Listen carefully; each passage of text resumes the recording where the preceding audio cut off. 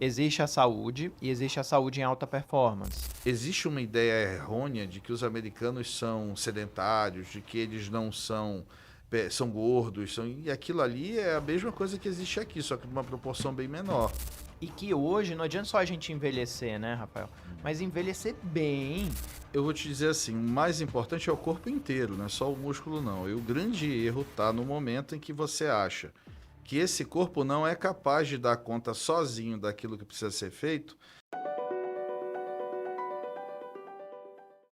Você já sentiu dor nas pernas? É isso mesmo. Aquela dor, um peso, o cansaço.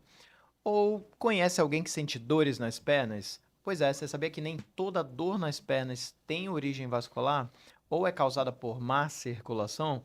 Muitas vezes a pessoa chega comigo com dor nas pernas e muitas vezes é o nervo ciático.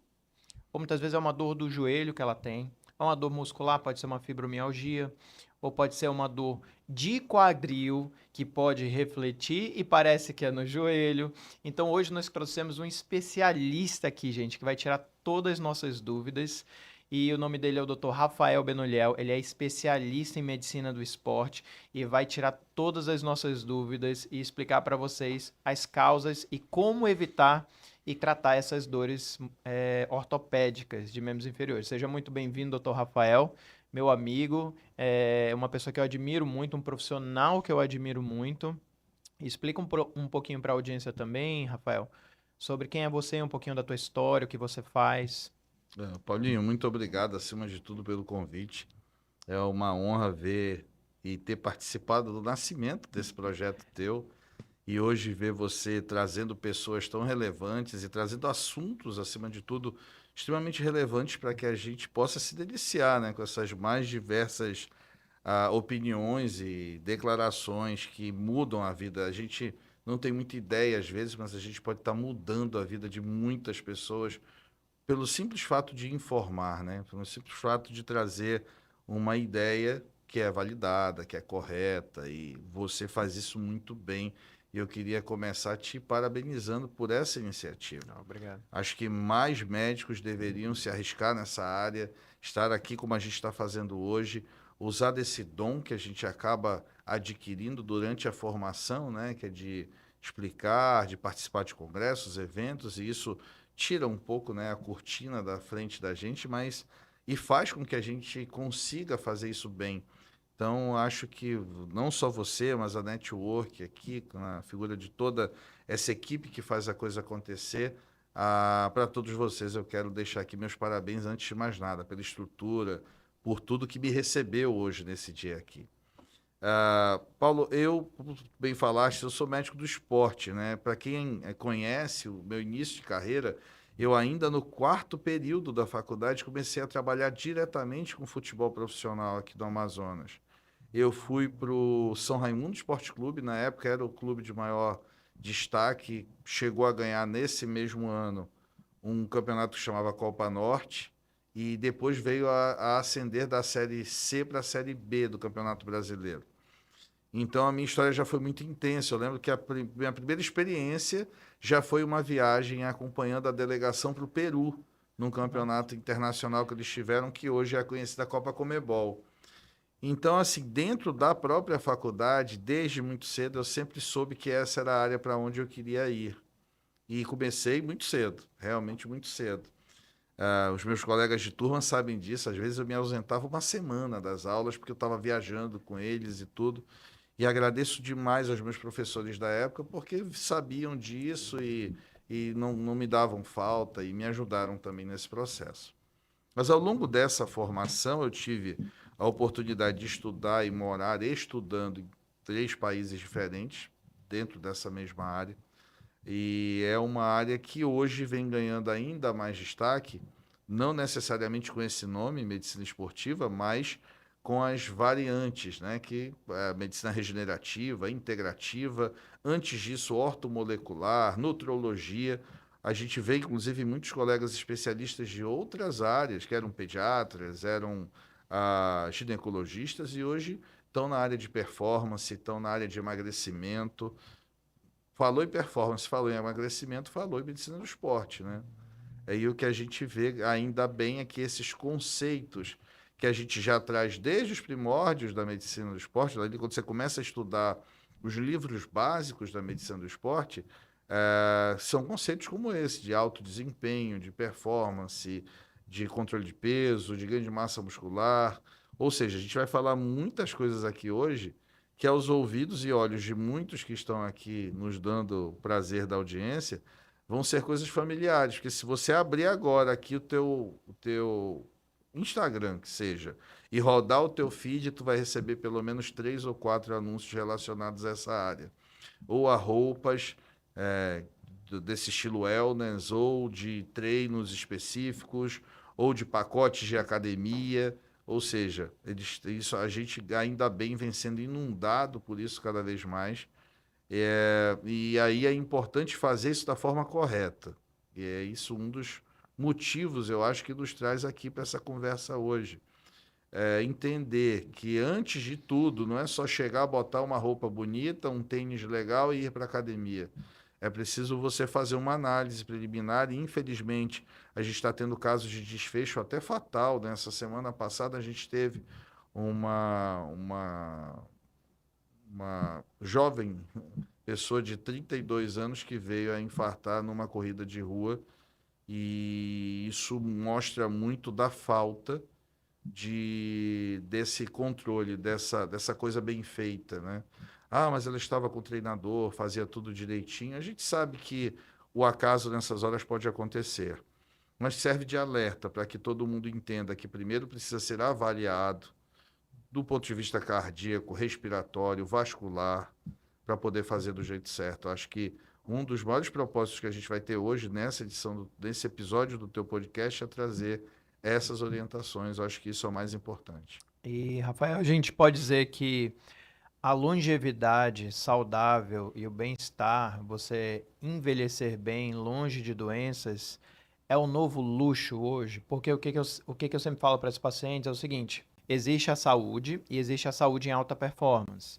Por exemplo, você quer ter uma saúde média, a saúde média do brasileiro não é muito boa, né? Diabetes, pressão, obesidade, colesterol, reumatismo.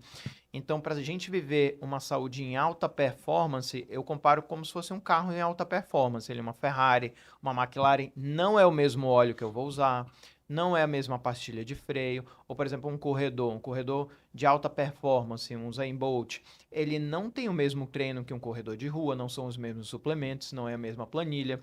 Então, eu falo para as minhas pacientes que existe uma saúde em alta performance. E que hoje não adianta só a gente envelhecer, né, Rafael? Mas envelhecer bem, tá com 60 anos, 70 anos, 80 anos bem, mentalmente, fisicamente, correndo, viajando, sem estar com perna inchada, sem estar com dor. Então, existe essa possibilidade hoje? Como é que você vê esse envelhecimento saudável? Roninho, a gente viveu dos anos 2000 para cá uma revolução nessa área. Eu vou usar primeiro o meu exemplo para depois trazer o dado.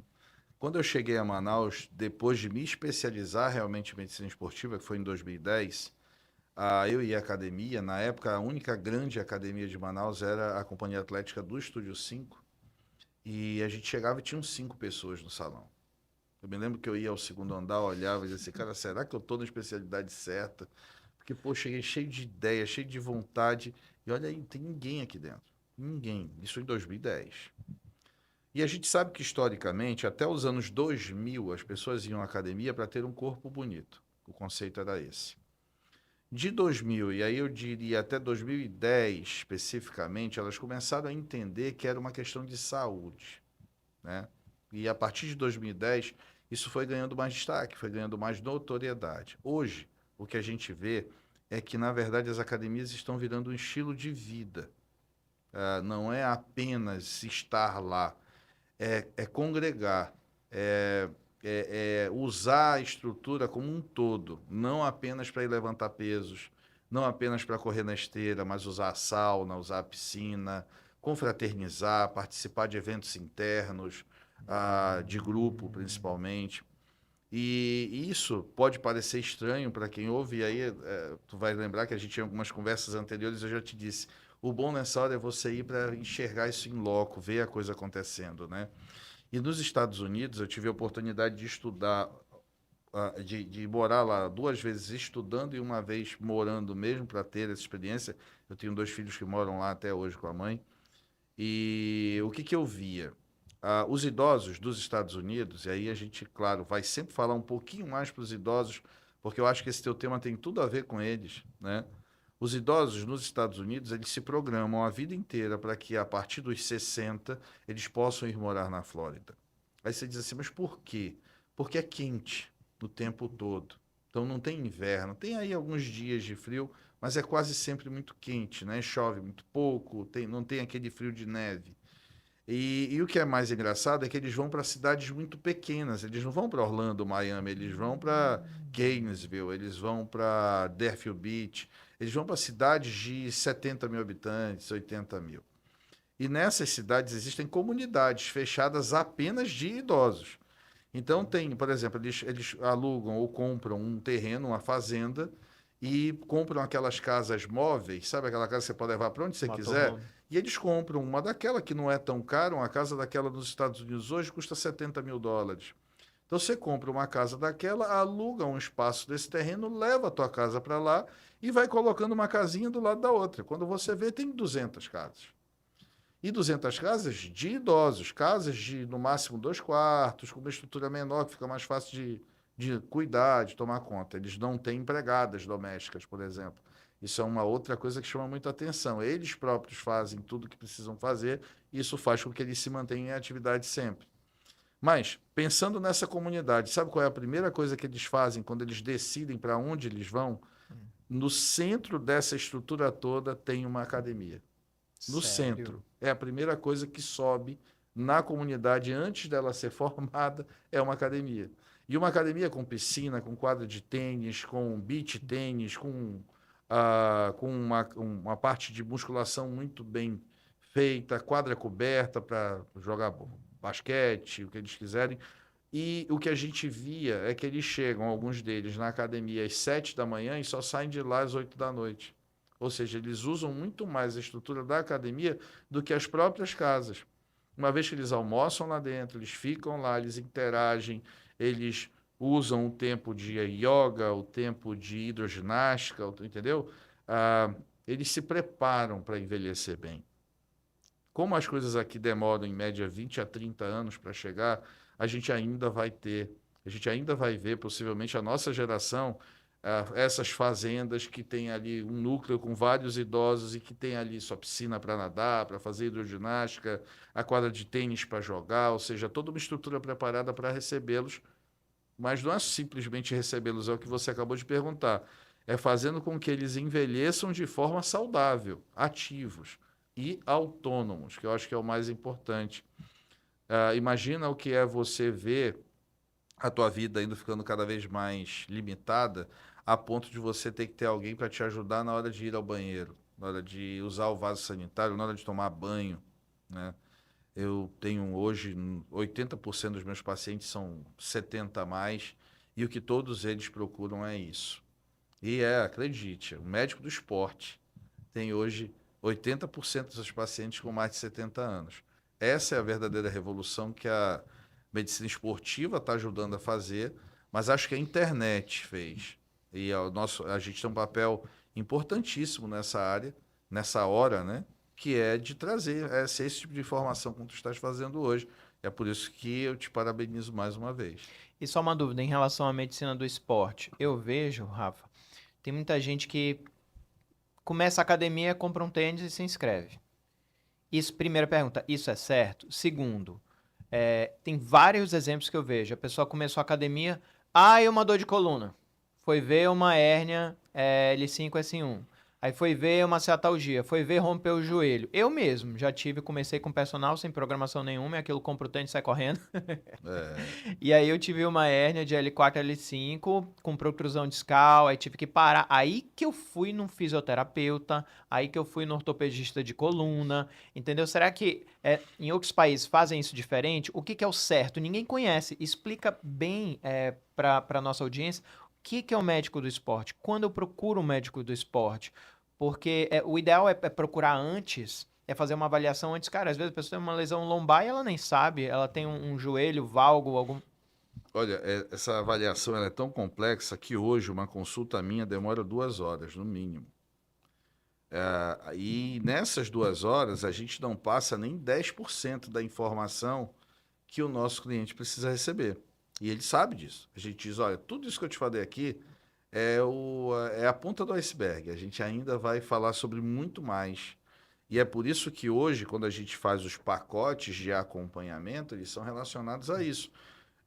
Pelo menos uma vez por mês a gente vai ter que se ver durante um ano para que a coisa aconteça. Não é uma questão de fidelização, é uma questão de fazer do jeito certo. Porque eu não vou mudar a vida de uma pessoa. E assim, eu digo isso sempre, o foco é muito mais na educação. Ah, você não muda a dieta de ninguém, você faz ele comer melhor. Então, por que eu digo isso? Porque eu não tem lá escrito como aí A, B, C, D, tal brócolis, tal. Não. A gente diz assim: evita isso, porque é inflamatório, dê ênfase a isso, faz uma proporção, peso de tanto, que é uma média, por refeição, e pelo menos 5 refeições por dia. Então a gente ensina a pessoa a comer, na verdade. A maioria delas nunca fez isso. Então, quando você começa a dizer, olha, café da manhã, almoço, lanche da tarde, jantar e ceia, a pessoa diz, mas doutor, nunca comi antes de dormir. Pode comer? Não, deve comer. Tu vai entrar em 8 horas de jejum, imagina o impacto que isso causa. A água, quando é que você toma? Não toma 1 litro de água por dia, por exemplo. Parece Tudo, básico, né? isso é básico, mas não faz. Não faz. 90% deles não tem ideia da importância disso. Não tem ideia, por exemplo, que eles podem ter 3 ou 4 quilos a mais pela retenção hídrica, não é por gordura. Se ele passar a tomar mais água e colocar os rins para funcionar com uma maior eficiência, ele perde esses 4 quilos. E os milagres que a gente vê acontecer, entre aspas, poxa, perdi 7 quilos em uma semana. Não foi quilo, até foi quilo, mas não foi gordura, foi água. O que mexe primeiro é a água. Se você beber mais água, você vai perder peso. Olha o que eu estou dizendo. Se você bebe água, você. Só pegar os atletas de MMA como exemplo. Esses caras perdem 14 quilos em 2, 3 dias. Atletas de quê? De MMA, Ah, de de MMA. luta, essas artes marciais mistas, né? Por que eles fazem isso? Por causa de pesagem e tudo, mas como que eles conseguem isso? Hiperidratação. Tomam 10 litros de líquido por dia. E isso faz o rim entrar numa função de hiperfuncionamento que elimina, inclusive, a água do terceiro espaço. Então você seca, literalmente. Você não vai ver o rosto inchado, você vai ver os olhos afundarem, você vai ver a mucosa jugal, ou seja, a bochecha esvaziar, você vai ver o cara secar, literalmente secar. Isso é uma manipulação, usando única e simplesmente a água. Olha só, é difícil fazer? Não. Faz esse teste. É assim, bebe num dia 4 litros, não 10, mas 4 litros para você ver que você vai ao banheiro várias vezes e no final do dia tu tá 2, 3 quilos mais leve. E aí você, não só mais leve, tá menos inchado, os olhos não estão com aquelas olheiras embaixo, você tá com a pele mais vívida, mais bonita, o cabelo melhora, a pele fica melhor, ou seja, melhora tudo. Né? E como é que Isso, você explica para o seu paciente que hoje a gente está numa sociedade que as pessoas querem o resultado para ontem, né?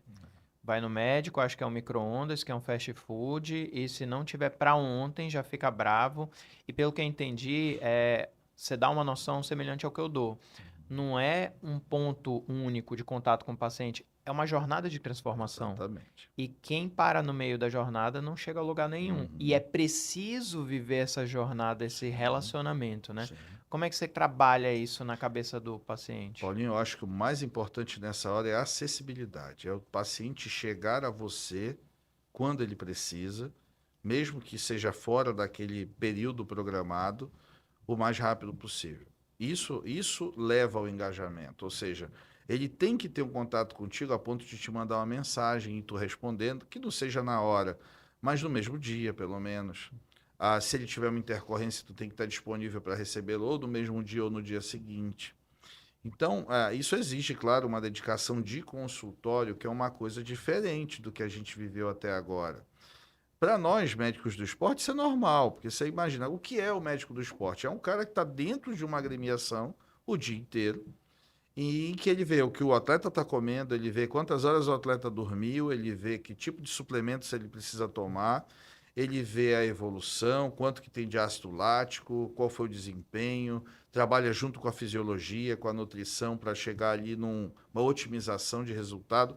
Ou seja, ele já vive isso. O cara está lá dentro vivendo essa rotina o dia inteiro, praticamente, né? A gente dentro de um clube lida de tudo. Quando a gente viaja, por exemplo, para uma delegação, a primeira visita que o médico faz é a cozinha do hotel ou a cozinha do lugar onde a gente estiver, para determinar o que pode ser servido e o que não pode, e supervisionar a forma como a comida é feita, por exemplo. Porque tudo começa pela boca e tudo termina pela boca também. É, é por isso que eu te digo que a abordagem do médico de verdade hoje, do cara que pratica a medicina 4.0, é muito o que eu faço, é muito o que você faz, é muito o que outros colegas têm feito. É entender que a abordagem ela é geral, ela não é uma abordagem localizada. Ainda ontem eu atendi um querido amigo que é do Ministério Público, um cara muito conhecido, e ele foi lá por um problema no ombro e saiu de lá com uma cartilha inteira que passava até pelo joelho. Ele dizia assim, cara, eu vim aqui com problema do ombro e descobri que eu tenho um monte de problema. E ele chegou com um pacote de exames que devia ser assim, sei lá, uns 20 exames. E eu disse a ele, cara, eu vou olhar teus exames, mas os teus exames não vão me dizer o que eu preciso fazer. Porque isso aqui, o maior erro de fazer isso aqui é que isso aqui é a busca pela doença, não é a busca pela saúde. Se tu quer buscar a saúde, a primeira coisa que tu tem que fazer é mudar a tua rotina, mudar teus hábitos. E eu estou te mostrando que os teus hábitos estão todos errados. Ele disse assim, não, eu estou fazendo musculação, eu faço regularmente. Tá bom, vamos ver como é que você está fazendo. Quando a gente colocou no papel a rotina dele, estava toda errada, toda errada. E com personal. E aí ele disse, meu Deus, e agora? Como é que eu vou te estruturar isso tudinho? De 7 dias. Vou te dar 2 dias de descanso, mas tu vais me dar 5 dias. A gente vai ter 3 dias de exercícios anaeróbios e 2 de aeróbios, porque esses exercícios são feitos de forma separada. Então, o dia em que eu vou lá correr na esteira, eu só corro na esteira. Eu não faço outra coisa. É o dia do catabolismo, é o dia de queimar reserva. O dia em que eu vou para construir, que é o dia da musculação, é o dia do anabolismo, ou seja, o meu organismo precisa entender que eu estou lá para construir. Então, se eu faço 40 minutos de esteira antes da musculação ou depois, eu já danifiquei o meu treino de ganho de massa muscular, por exemplo. Então, percebe que são muitas orientações e a cada dia a gente vai aperfeiçoando Você falou isso. da importância da reposição de nutrientes, proteínas após o treino. Tem Após um o tempo treino, Viu específico que melhora. esse vídeo foi bem legal, né? Porque assim, as pessoas acham que é só treinar e não é só treinar. E aí muitas vezes ele diz assim, eu vou todo dia, doutor, eu tô lá e tudo, mas eu não ganhei 1 quilo de massa magra. E quantas pessoas Esse- tem na academia, Rafa, que a gente vê há 5 Pois anos, a é, pessoa não mudou o anos, shape 1 centímetro, mas anos. ela acha que ela tá. Ela até tá, tipo, tá trabalhando bem o coração, tá trabalhando bem os pulmões, tem o intestino que funciona bem, mas ela não ganha massa muscular, ela não desenvolve massa óssea, ela não protege as articulações. Então é esse cara que mesmo com essa rotina vai ter artrose, vai ter degeneração, vai precisar de abordagem algumas vezes até cirúrgica quando na maioridade ou quando na idade tardia, por conta desses desequilíbrios, dessa falta de coordenação. E isso é uma coisa que, por exemplo, a gente falou dos americanos, eles fazem muito bem. Existe uma ideia errônea de que os americanos são sedentários, de que eles não são gordos, e aquilo ali é a mesma coisa que existe aqui, só que numa proporção bem menor. O que você vai ver mais hoje, e porque eles são estimulados ao esporte desde muito cedo, é que Verdade. ah, pode andar onde você quiser nos Estados Unidos hoje e procurar um gordo de verdade, aquele obeso que você olha e diz assim, meu Deus, aquele tipo que a gente vê em série de TV, sabe? Isso não existe mais. Existe uma cultura de ensinar as pessoas a dormir bem, a comer bem, a se suplementar no momento certo. A questão da proteína que você falou é muito importante. Eu tenho que saber que eu preciso da proteína, mas a minha maior fonte de proteína é a alimentação, não é o whey protein. É comer a carne de boi, é comer o peixe, é comer o frango, é comer o ovo, que é um dos melhores de todos. E com isso eu vou estar botando mais proteína, e se eu boto mais proteína, esse balanço de 70 a 30 que a gente faz de proteínas e carboidratos e gorduras está sendo feito. E isso não é difícil. Porque se você imaginar, por exemplo, aqui para nós, Uma caldeirada de um peixe qualquer, seja qual for, já é uma comida com esse parâmetro. Tem mais proteínas do que gorduras e carboidratos. Se eu pensar num cozidão de carne, que o pessoal fala, né? Aquele cozidão de músculo, de, de Legumes. carne com osso, que tem tem muita proteína, tem muita gordura boa ali, já é um alimento bom e, teoricamente, de dieta. Se tu comer uma galinha caipira, por exemplo, com batata, cenoura e macaxeira ou mandioca, como queiram chamar, já é uma comida de dieta. Então Entendi. percebe que o que se precisa fazer já está implícito dentro da cultura do nortista. Basta a gente orientá-lo do jeito certo. Se a gente ensinar por que que uma coisa é melhor do que a outra, vai ficar fácil. Não é uma coisa restritiva, não é uma coisa difícil. Agora, ele precisa saber, por exemplo, que se ele comeu o peixe frito, ele acabou com a proteína do peixe, porque queimou o peixe todo até ele torrar, e usou um óleo, provavelmente de origem vegetal, tipo soja, girassol e tudo, que são óleos que vão tornar aquele peixe embebido dessa gordura saturada, e isso vai fazer com que haja a retenção de gordura no fígado, no pâncreas, no rim e também dentro das artérias. Ou seja, como eu te disse lá do começo, entra pela boca e sai pela boca a saúde, né? Entendi. Rafa, agora tira uma dúvida do público. Para quem é a medicina de esporte? Quem deve marcar uma consulta com o médico do esporte? É aquilo que eu falei. Cara, eu tenho 28 anos, vou entrar numa academia. Eu tenho 25 anos e vou fazer uma corrida de rua. Por exemplo, minha mãe. Minha mãe, ela tem quase 70 anos e ela tem problema de joelho. Ela também é tua paciente. Quem deve passar? Esclarece bem para o nosso público quem precisa do médico de esporte e quando? Olha só, eu costumo dizer que a Ou é só medicina. esportista profissional? É, eu acho assim, hoje a gente convenciona isso. A partir dos 8 anos de idade, você já pode ser atendido por um médico do esporte. Imagina que a musculação, por exemplo, que é o carro-chefe para todo e qualquer esporte, ela já pode ser praticada a partir do 8º mês de vida, oitavo ano de vida, desculpa. Nos Estados Unidos agora houve uma mudança, é uma ordem presidencial, como eles chamam, e as escolas tiveram que se modificar em relação à educação física, e criar dentro dessas escolas de ensino básico e médio, estruturas de força, de treino de força, que é levantamento de peso, é agachamento, é leg press. Por que que isso é tão importante desde a mais nova idade? Porque é nessa hora que a formação se estabelece. Se você quer fazer um adulto forte, ele precisa começar muito cedo. E então, quem seria o médico ideal para avaliar isso? E para evitar aqueles conceitos errados de que a criança não pode levantar peso porque vai parar de crescer, porque a física vai fechar, Vai vai danificar? danificar a cartilagem? Somos nós. É o pessoal que faz a medicina esportiva. Como eu te disse, a medicina esportiva ela começou com o tempo a ter variáveis. E você vai ouvir muito o especialista em performance, o especialista em medicina integrativa, o especialista em medicina regenerativa, o especialista em nutrologia, mas tudo isso saiu de dentro da medicina do esporte. Então, o médico do esporte já faz isso há muito tempo.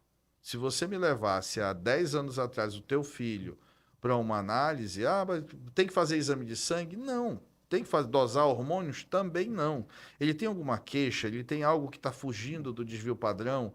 Ele tem algo diferente? Não, então leva ele para fazer atividade regular. Porque a minha ideia geral, antes de conversar bastante com você, era que assim, era o médico do esporte é para o pessoal do time de futebol, é para a seleção de basquete, Sim. é para a seleção de não sei o quê. Mas você está falando que não, é para o público em geral. Porque eu vou te falar, por exemplo, eu vejo muito problema na academia, tem gente que treinou pesado um mês, perdeu massa muscular.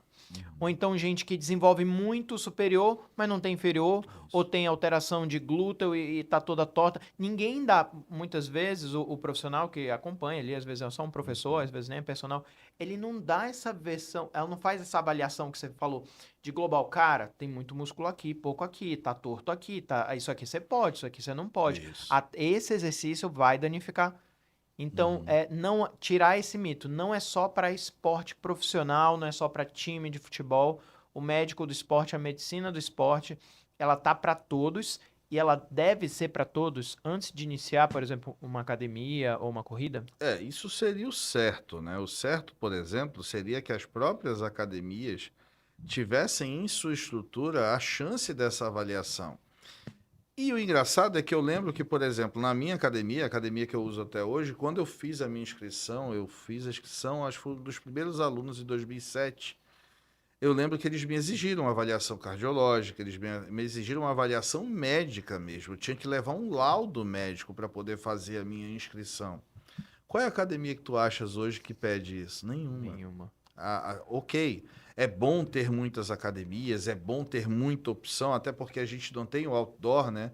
A gente não tem a opção de correr na rua, a gente não tem parque, a gente não tem, tem mal a mal, como diz aqui o nosso caboclo, a Ponta Negra em 2 dias na semana, que não serve para muita coisa, porque a gente está falando de rotina diária. Mas vamos pensar nas academias, que são um ambiente indoor. Ah, como expandiu muito rapidamente, se perdeu essa noção. E o que a gente vê, como você mesmo diz, e qualquer pessoa que frequenta esse ambiente vai concordar com a gente. A gente vê muita gente fazendo tudo errado. E não há nenhum tipo de cuidado por parte das próprias academias em corrigir isso. Você concorda que a maioria está fazendo errado? Sem dúvida alguma. Quantos Eu por cento vejo você isso daria? 90%. E 90%. aí que mora a lesão? Porque não é fácil fazer, sabe, Paulinho? Não é fácil. Ao contrário do que se pensa, eu vou lá ganhar massa muscular. Irmão, tu não tem noção do quanto é difícil ganhar massa muscular. Não quero ficar muito grande, cuidado, hein? Pois é, isso, pô, tem uns podcasts muito engraçados em que o cara diz assim, olha, eu não quero ficar grande. Eu falei, quem te disse que tu tem potencial de ficar grande? Tu não vai ficar grande nunca.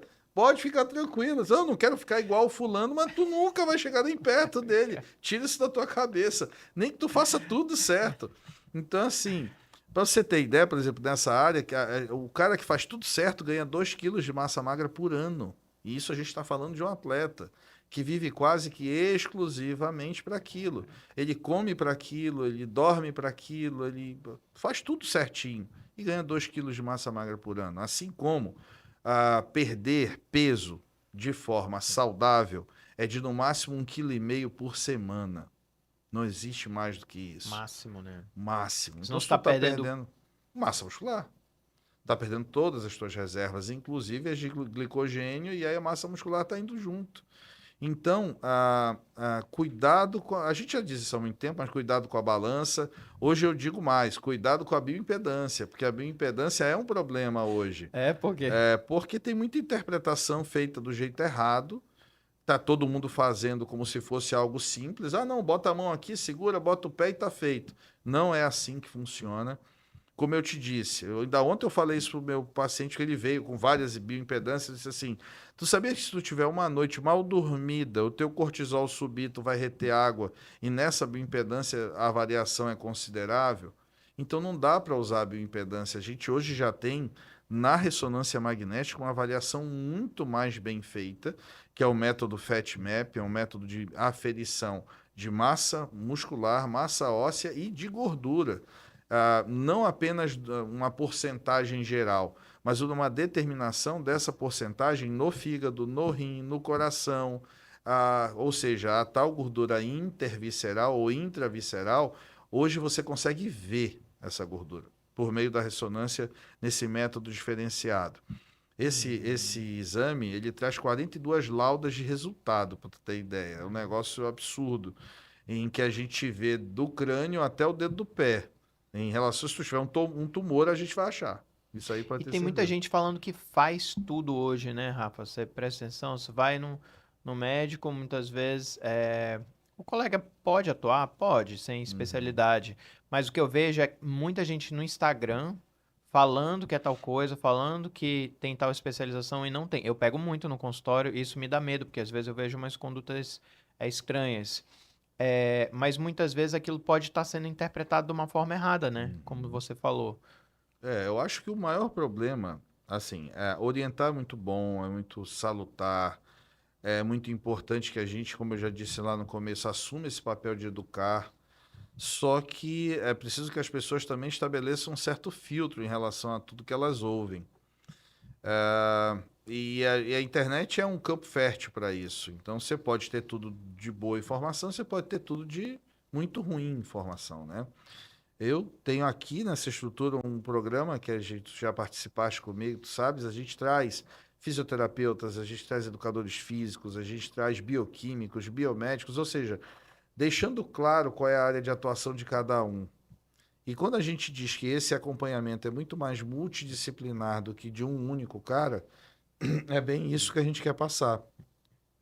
Agora, não dá. Uma das dificuldades desse tipo de paciente é você achar que ele vai a 4 consultas diferentes ao longo de uma semana para saber se está tudo bem. Então, ele precisa ter uma referência, precisa ter um cara que junta todas essas informações e que conduz ele por um determinado tempo.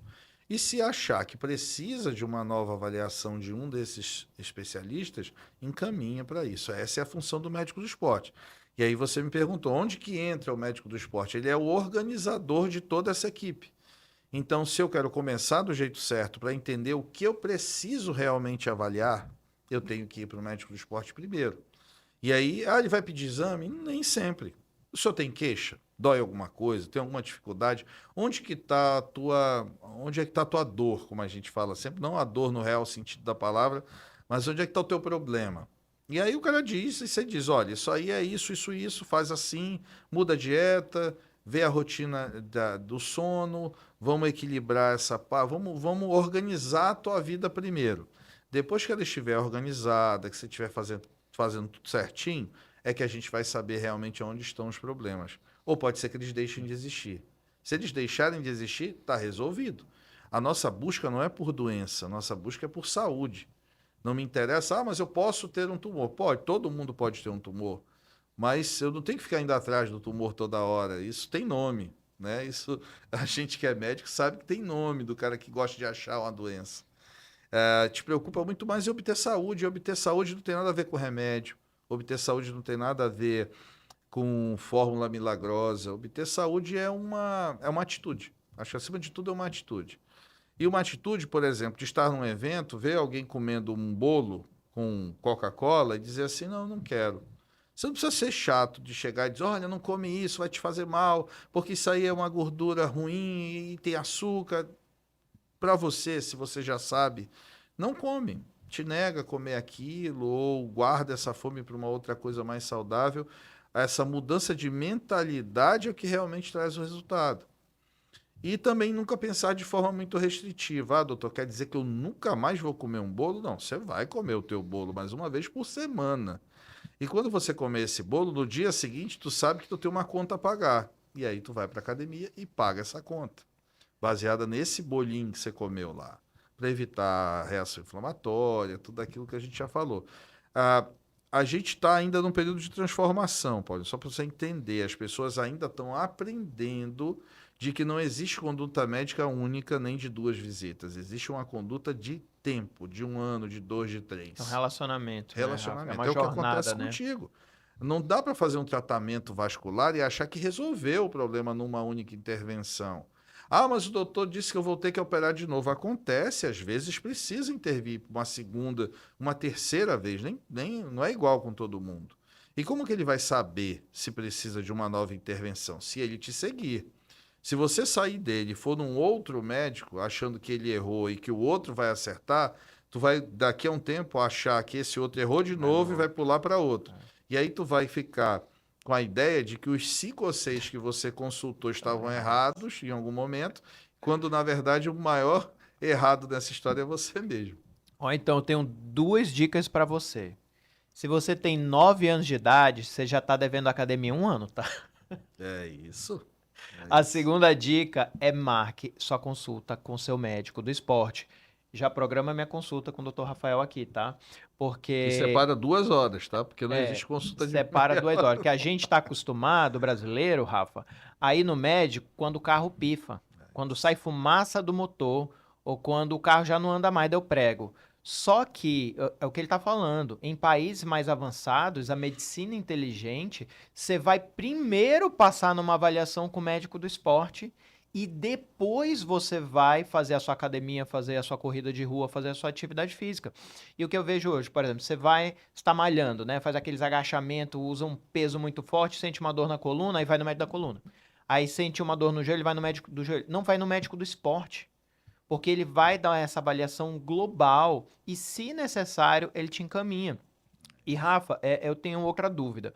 Por exemplo, as pacientes que estão vendo aqui a gente falando de academia para criança de 9 anos, cara, por que que é tão importante músculo? E eu ouço tanto, eu não gosto de academia. As pessoas têm que gostar de academia, porque ali você recebe só dor, né? Você empurra ferro, puxa ferro, não é um esporte. Tipo Uhum. assim, as pessoas vão sábado se divertir no futebol, no tênis e tal, não é competitivo, é você contra você mesmo, a academia só te devolve dor e muitas vezes o resultado é muito lento. Por que que a gente fala tanto aqui? Você que é especialista em longevidade saudável, numa saúde em alta performance, você sabe e trabalha com o que há de mais avançado sobre recuperação humana, regeneração humana. Por que que é tão importante o músculo, Rafael? Eu vou te dizer assim, o mais importante é o corpo inteiro, não é só o músculo não. E o grande erro está no momento em que você acha que esse corpo não é capaz de dar conta sozinho daquilo que precisa ser feito e começa a usar de subterfúgios para que isso aconteça. Então, vou te dar um exemplo. Você está com uma tendinite no punho. E aí você vai lá com um ortopedista convencional e ele te diz assim, não, toma esse anti-inflamatório, toma esse analgésico, faz compressa de gelo e vai fazer fisioterapia. O que que ele tratou? Ele tratou a consequência. Doutor, qual é o meu diagnóstico? É uma tendinite. Por que que eu estou com tendinite? De onde veio essa tendinite? Por que será que isso começou? Como é que eu faço para evitar isso, que aconteça novamente? Entendeu onde é que está o X da questão? Então, o médico atual, ele tem que pensar o seguinte, cara, tendinite é sobrecarga mecânica, ele está usando esse movimento de forma repetida. Ele não vai deixar de fazer isso, porque é o trabalho dele. Então, como é que eu remedio isso? Fortalecendo essa estrutura muscular, orientando ele a fazer exercícios específicos que tornem esse tendão menos sobrecarregado por conta de um maior ganho de força desse músculo especificamente. E como que eu trato essa dor, doutor? A gente está cheio de citocina dentro do corpo. As citocinas ficaram muito famosas na época do Covid, porque elas viraram vilãs, né, nessa época. Era quem matava as pessoas, era o excesso das citocinas, ou seja, essa reação inflamatória sistêmica exacerbada. E hoje a gente sabe que a citocina é algo que eu posso manipular e usar a meu favor. Como se eu tenho uma tendinite e vou ao treino e faço um treino que estimula uma coisa chamada contração muscular. Não estou falando de hipertrofia. Eu estou falando de contração muscular. Peguei um peso e fiz um movimento que contraiu aquele músculo. Eu libero uma citocina chamada miocina. A miocina, ela é o quê? Ela é um potente anti-inflamatório. Então, quando eu faço o exercício que força a contração muscular de grupos musculares outros que não aquele que está com problema, no dia seguinte esse tendão para de doer. Isso eu vejo todo dia. E o que foi o remédio que eu usei? Eu não usei nada, eu usei o próprio corpo para responder ao processo. O corpo humano é uma máquina perfeita, basta a gente saber usar ele muito bem. E ontem ainda, eu recebi um artigo e fui ver um vídeo sobre as citocinas, a miocina, especificamente, mostrando que pessoas que têm altos índices de miocina no sangue têm uma menor propensão ao desenvolvimento tumoral. E pegaram pessoas saudáveis e fizeram ali uma manipulação com células cancerígenas e viram que as células cancerígenas ou atípicas, quando em contato com esse tipo de sangue e de organismo, não proliferam, não se estabelecem. Porque se elas são defeituosas e estão entrando num organismo em que existe uma agitação maior das células, existe um organismo em atividade máxima ali o tempo todo, eles não vão caracterizar a doença. Então a gente está descobrindo agora uma nova função das miocinas, que seria impedir o crescimento de células cancerígenas. Olha só que a gente está. Daqui a pouco, e é para onde a gente está migrando, a gente não vai. A indústria farmacêutica vai ter que se reinventar, como já vem acontecendo. Você já vai ver grandes laboratórios investindo muito mais em suplementos alimentares do que propriamente em medicamentos. Quando a gente fala dos inibidores de apetite, por exemplo, por que eles são uma boa arma? Porque eles diminuem o tempo de esvaziamento gástrico. Então ele é uma droga? Mas é uma droga que age com efeito orgânico. Ele estimula o teu estômago a ficar um pouquinho mais lento, só isso. E aí tu não sente vontade, não sente fome. E essa ausência de fome leva a uma menor ingesta calórica, que vai te fazer, claro, perder peso, perder reserva, na verdade. Começa perdendo ali a gordura, depois vai. O risco é esse: perder muito rápido. Foi a gordura, já vai a massa muscular junto, e aí não é uma boa ideia. Então, existem determinações que dizem que o melhor jeito de perder peso rapidamente é fazendo atividade física de impacto. Porque ao mesmo tempo que você ganha massa muscular, você perde gordura, porque uma coisa nutre a outra. E se você estiver falando de músculos dos membros inferiores, aí responde muito da tua pergunta. Por que os músculos são tão importantes? Porque eles são unidades vivas. Se você olhar microscopicamente um músculo funcionando, você percebe que ele é uma unidade viva. Ele funciona, não é autônomo, mas ele funciona como quase se fosse. E para que ele funcione bem, existe toda uma cascata de nutrientes, de citocinas, de tudo. Mas o mais importante é tê-lo em atividade. Não é ter massa, não é ter hipertrofia, um aumento de massa, é ter funcionalidade. Então, tu vais ver muitas pessoas que não aparentam ter aquele físico avantajado, mas que têm muito mais saúde do que alguns que têm um físico avantajado, mas não cuidam dessa outra parte, né? Que é a parte do condicionamento. Isso são duas coisas importantes de dizer. Uma coisa é ter força, a outra é ter condicionamento. E se você tiver as duas juntas, melhor ainda. Eu tive agora a oportunidade de, numa viagem, sentir isso na pele. Sentir uma mudança abrupta de rotina, em que a gente andava 12, 14 quilômetros por dia. Isso foge um pouco daquilo que eu faço aqui. E os 2 primeiros dias, tanto para mim quanto para minha esposa, foram muito difíceis. De dores articulares, de dor na musculatura mesmo, por uma falta de condicionamento. Então, pasmem. Quando você vai fazer uma viagem para a Europa ou para um lugar de praia em que você vai precisar andar muito, seja de que forma for, se prepare para isso. E aí entra a questão da consulta também. Eu tenho uma viagem programada para a Europa, vou ficar 20 dias, Espanha, Portugal, vou fazer um tour. Se prepare para isso, porque senão essa tua viagem vai ser um terror. Então é importante ir para a academia, fazer esteira, investir mais na parte aeróbica do que na aeróbica, mas claro, sem esquecer, mas uma ênfase maior na parte aeróbica, para que você possa extrair dessa tua viagem, que parecia uma diversão, o máximo que você puder de exploração, né? De coisas novas.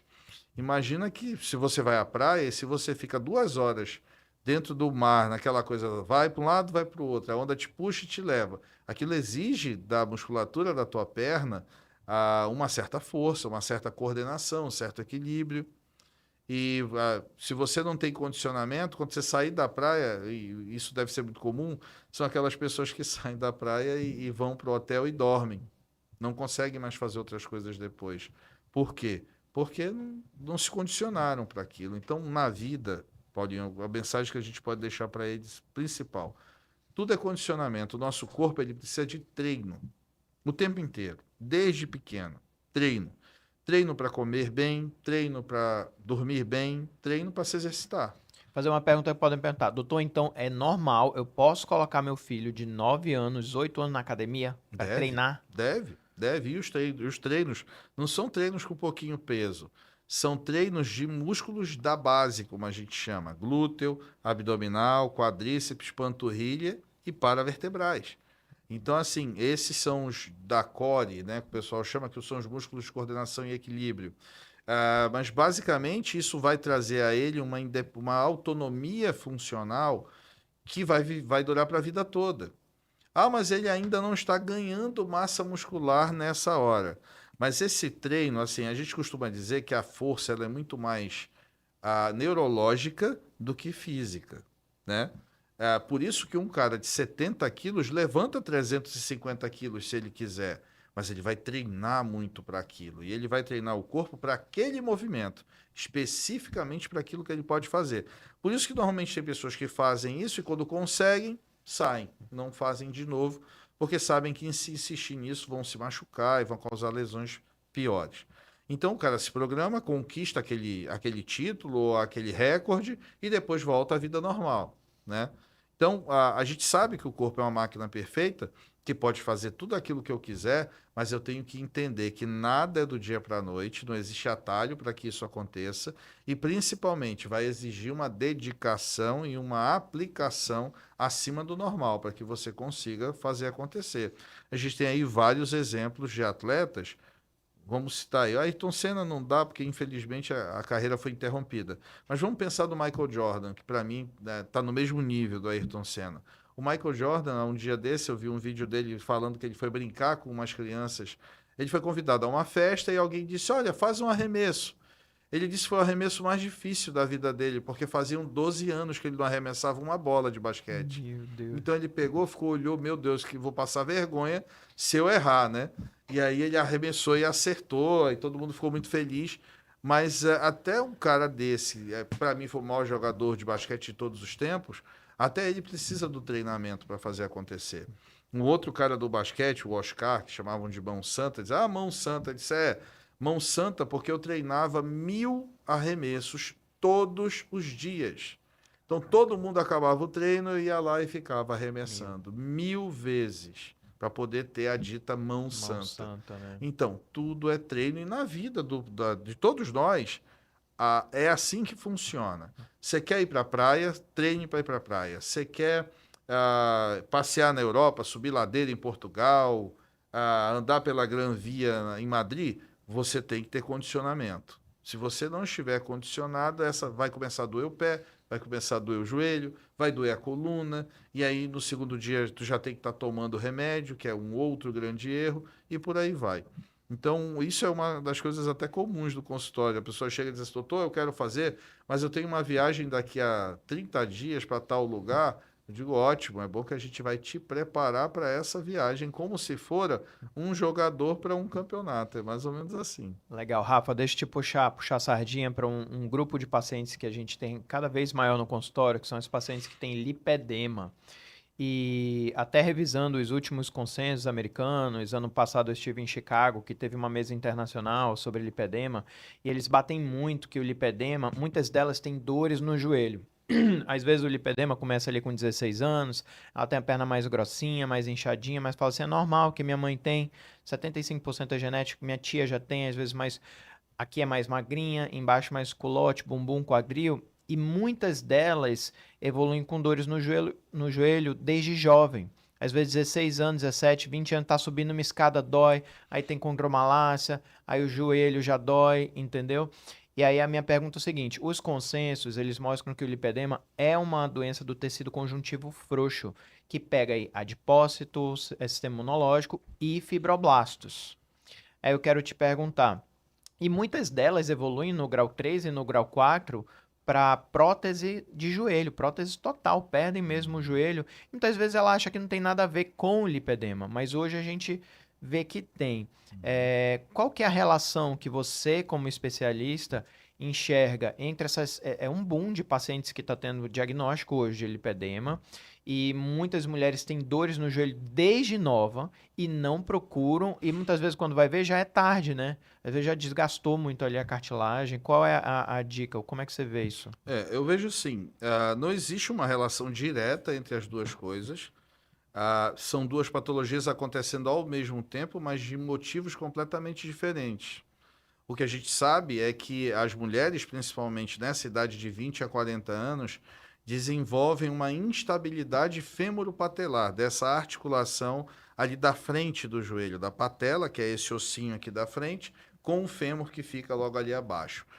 Ela tem músculos que são mais fortes de um lado do que outros do outro lado, no caso, o vasto lateral mais forte do que o vasto medial, e isso faz a báscula patelar. Isso tira a patela do eixo normal de movimento durante o processo de desenvolvimento. A gente está falando aí de pessoas que desenvolveram a parte óssea, ou seja, o osso ganhou comprimento, mas a parte muscular não acompanha essa evolução tão rapidamente.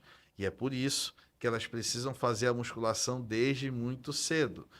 O músculo, ele não é que nem o osso, que independente do que eu fizer, vai se desenvolver. O músculo precisa dessa ajuda, precisa dessa mudança de hábito para que ele possa se desenvolver junto ao mesmo tempo.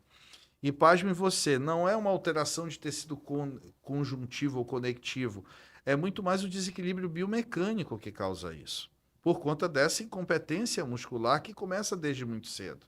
Então, quando a gente fala de condromalácia patelar, que nada mais é do que o começo disso que você está falando, é o primeiro sinal de que isso está acontecendo e de que o fortalecimento muscular precisa ser iniciado o mais rápido possível. E, claro, com o fortalecimento muscular, o lipedema vai ficar mais evidente, porque você vai ter um músculo ali de um volume maior, você vai ter um compartimento com a pressão aumentada, né, nas pernas principalmente, e isso vai fazer até com que clinicamente ela consiga perceber a evolução do lipedema mais cedo, inclusive. Então ajuda no diagnóstico precoce do lipedema. E com isso melhora o prognóstico de tratamento. Você sabe bem disso. Lipedema, tratou cedo, não vai trazer muito problema. Tem várias opções, inclusive, de tratamento, desde que você faça o diagnóstico muito cedo, né? O que acontece é que muitas pessoas ainda são sedentárias e acham que aquela perna gordinha é o normal, é gordura. A confusão está aí. Não tem músculo, o músculo é atrofiado, é um músculo pequeno, a perna não parece tão estranha, parece normal e ela não consegue perceber essa diferença. Então quer dizer que, ó, só para quem está assistindo, a condromalácia, normalmente entre os ossos tem aquela cartilagem, né? Isso. Ela vai afinando. Você está Sim. falando que o próprio gatilho pode ser A a biomecânica. biomecânica, É, a a falta de biomecânica. músculo, o Exatamente. sedentarismo, que ali Isso. desvia e já vai causando uma Já vai lesão. E não degenerando. porque, ai, nasci com lipedema, eu nasci com problema no joelho. Não tem relação direta. A artrose demora 20, 30 anos para evoluir. Então, quando a gente pega um diagnóstico estabelecido de artrose, pode colocar 30 anos de evolução no mínimo, para chegar naquele ponto. Ou um histórico de cirurgia. Aí ele fez uma cirurgia, abordou para menisco, seja lá o que for.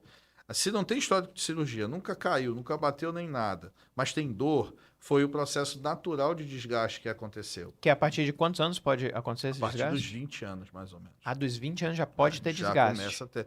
Porque aquilo que eu te disse, os ossos vão lá crescer em comprimento e tal, e se estabelecer como eles ficam para a vida toda, até os 19, 20 anos. A partir daí, a musculatura precisa acompanhar esse processo de evolução, e ela não acompanha em alguns casos. E é por isso que existe tanta mulher com dor no joelho que faz exame, faz ressonância, faz tudo. Minha ressonância não deu nada. Tá aqui, olha, eu fiz. Estranho, porque dói, eu faço exercício, eu tento e sinto dor, mas a minha ressonância é normal. Óbvio que é normal. O distúrbio é biomecânico, ele não vai ser visto na ressonância. A ressonância vai te mostrar no máximo a condromalácia. Se for uma condromalácia grau 1 ou 2, quando não houve ainda alteração da estrutura cartilaginosa, você não vai conseguir perceber diferença realmente. Isso é a partir do grau 3 que ela se torna sintomática de verdade. E tem aquele dado que, por exemplo, aqui no Amazonas, 71% de obesidade. E muitas vezes a dor no joelho é por uma epidemia de sedentarismo.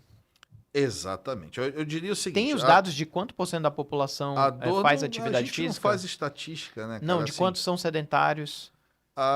isso vem mudando drasticamente, mas eu já vi estatísticas de 60% a 80% de sedentarismo aqui. É muito, né? É muita coisa. Tem vários tipos, né, de avaliação também, a questão tem a ver com isso. Mas se você andar na rua, você percebe isso nitidamente. Muitas das pessoas acham que o fato dela trabalhar em casa, ali fazendo as coisas de casa, ou dela trabalhar na rua andando, são exercícios que ela já faz e aí Meu dia a dia é muito já é corrido. muito corrido e eu já me exercito andando na rua. Isso Não é lenda, funciona isso é assim, mito. lógico que não. O exercício físico de fortalecimento, ele é uma ciência praticamente. Estou te falando que a gente com atletas fazendo tudo certinho, ganha 2 quilos de massa magra por ano. Tu imagina para alguém que não se alimenta tão bem, que não dorme tão bem, que não se suplementa dentro daquilo que precisa. Muitas vezes a lesão de coluna também pode ser consequência de Tudo um é erro biomecânica. biomecânico. Tudo é biomecânico. Claro, Tudo é eu postura. nasci, eu tenho lesão de coluna, muitas vezes não é. Exato. E aí, qual foi a importância de fazer a criança de 8, 9 anos fazer os exercícios da base? É que ele nunca vai ter esse problema. Ele nunca vai ter um desgaste precoce da coluna, ele nunca vai ter um desgaste precoce dos joelhos, ou se tiver, vai ser relacionado a algum trauma. Estava jogando futebol, se machucou, sofreu acidente de carro, caiu da moto, ok. Mas pela evolução natural, o processo de desgaste e degeneração, ele já começa a ser combatido lá aos 8 anos de idade, quando ele age de forma preventiva, fortalecendo os músculos da base. E a gente já dizia isso há muito tempo, que podia começar desde muito cedo. Eu particularmente, comecei aos 12 anos, por uma influência muito grande do meu pai. E desde lá não parei mais. Mas, assim, era incomum isso naquela época, né? A gente ia às academias, via mais aquelas pessoas que queriam ter o corpo bonito, as mulheres que tinham feito lipo, que tinham melhorado, os homens mesmo, que queriam ter um corpo mais bacana, mais seco e tal. Hoje a gente já sabe que isso é um estilo, como eu falei, é um estilo de vida, né? Mudou radicalmente a forma como se veste, mudou radicalmente até o tipo de carro que se usa muitas vezes, né? Porque tem muita gente já indo andando para academia, tem muita gente já se colocando em movimento de forma voluntária, subindo escadas ao invés de usar o elevador. Isso tudo é muito fruto dessas informações que a gente traz em meios como esse teu, em que a gente orienta e ensina, né? E a gente vê que não, hoje cuidar da saúde, né, Rafa, não é mais uma opção, não é opcional, né? É, como você falou dos Estados Unidos, é obrigatório. Tem duas opções de você viver. Ou você vive mais longe, mais longevidade, com mais saúde, mais massa muscular, menos gordura e longe de doença, ou você vive a sua mesma vida menos e cheia de doença, com Alzheimer, com diabetes. Porque uma coisa que me dói muito no coração, Rafa, você deve ter essa impressão também, quando a gente atende paciente, você vê, cara, a gente vê cada história linda no consultório de pacientes que ralaram, que vieram do nada, construíram uma história. E muitas vezes a paciente chega ali com 60 anos, e aí na hora dele, ele já comeu o osso, ralou o osso ali, comeu a castanha, na hora dele comer o filé da vida dele aproveitar a vida, ele já construir uma família, um patrimônio, dele viajar, dele aproveitar a vida, ele tá com a perna inchada, ele tá com o joelho ruim, ele não consegue andar, ele não consegue se locomover. Teve um paciente meu que ele fez uma viagem que era assim programada para França, com toda a família, para eles passarem o aniversário da menina de 15 anos. Chegou lá, perna inchada, quase deu uma trombose. Resultado, a família ficou, ele voltou, não aproveitou, né? Então, infelizmente a gente tá chegando no final. Eu tinha várias perguntas aqui para fazer também, mas eu quero que você deixe uma mensagem final, Rafa, da sua visão, do que é a longevidade saudável, de onde é que entra a medicina regenerativa, como é que tudo isso que você estudou pode se aliar, para a gente entender que não é só perna, né? Vai com vários, não é só dor na perna, não é só dor no joelho, não é só um problema na coluna que a pessoa tem que resolver, mas eu quero que você dê uma visão geral, assim, do que é saúde, medicina regenerativa, longevidade, a tua mensagem final. Olha, mas eu vou até usar um exemplo nessa mensagem final, eu te peço licença para isso. A gente teve agora o caso de um jogador profissional de futebol que fez um tromboembolismo. Imagina a dificuldade do diagnóstico desse tromboembolismo. A dor no peito, desconforto respiratório, pneumonia, bronquite, seja lá o que for, quando foram avaliar da forma correta, descobriram que era um tromboembolismo pulmonar num jogador profissional de futebol em idade útil, 30 anos de idade. Ele voltou a jogar ontem, fez até uma boa partida, e eu me lembrei disso agora porque a transmissão fez questão de citar o exemplo dele, dizer, bom, que legal, tá voltando a jogar, voltando, mas demorou, se eu não me engano, 3 meses para voltar a jogar. Ah, isso é o exemplo que arrasta. Esse cara faz exame toda hora, é supervisionado, tem nutricionista, tem fisiologista, tem todo tipo de profissional habilitado em cima dele para fazer a coisa acontecer e extrair dele o máximo de capacidade que ele possa ter.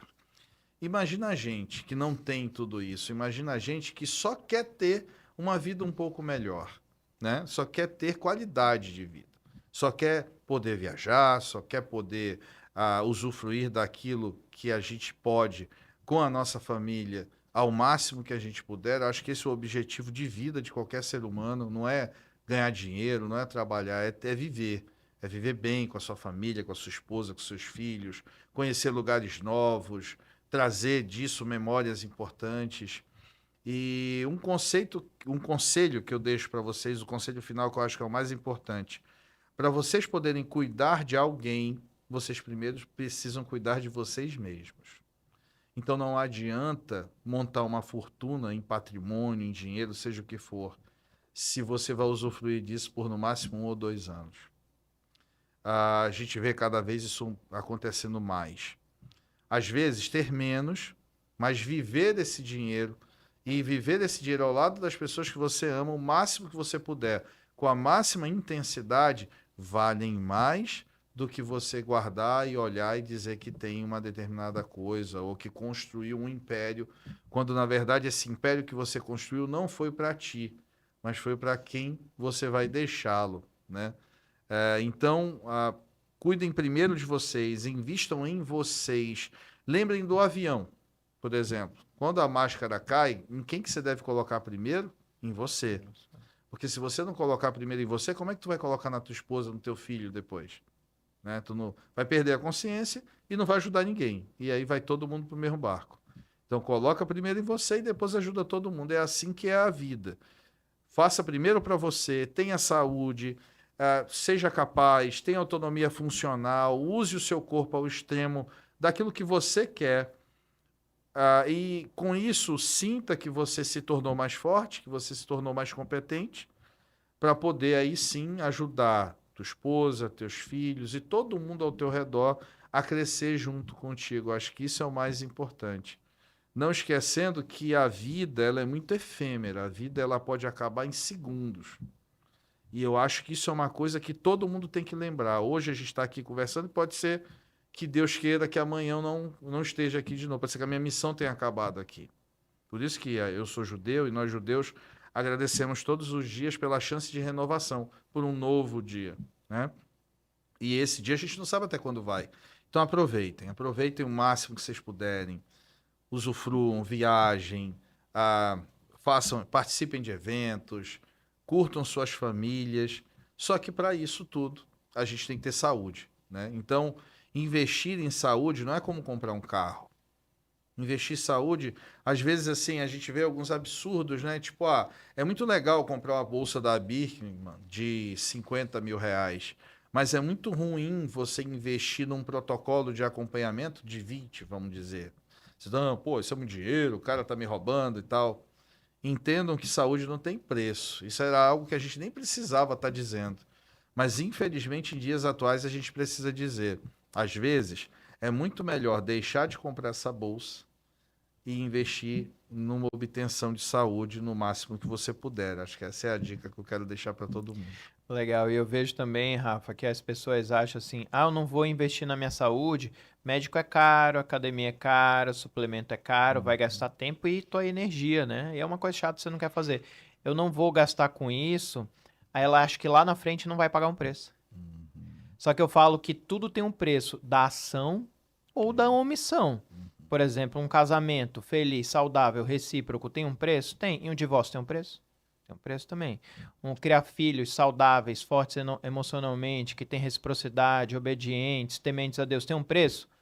Tem um preço. E não cuidar tem um preço? Tem um preço. Então a mensagem também final que eu deixo aqui para vocês, primeiro eu te agradeço grandemente, Rafa. Essas mensagens vão ficar não somente aqui no YouTube, mas no meu coração também. É a gente lembrar que todas as nossas ações ou omissões, elas vão ter um preço, só que quando a conta chegar, quando o oficial de justiça bater daqui a 10 anos, eu não quis ir com o doutor Rafael, não quis pagar médico do esporte, não quis fazer o tratamento da minha má circulação, lá na frente, depois de 10 anos, chega um oficial de justiça com a conta, vai chegar a fatura, só que aí vai vir juros e correção monetária. Então, na hora de você, o que ele falou aqui foi muito importante. Se você construiu um império, mas foi às custas da sua saúde, aquilo pode ser a sua maior maldição. Então, eu te convido a seguir o canal, fica para os próximos vídeos, deixa o seu comentário aqui que eu vou responder com o Dr. Rafael todas as dúvidas, independente do tempo. Já me segue, compartilha e vamos para o próximo vídeo.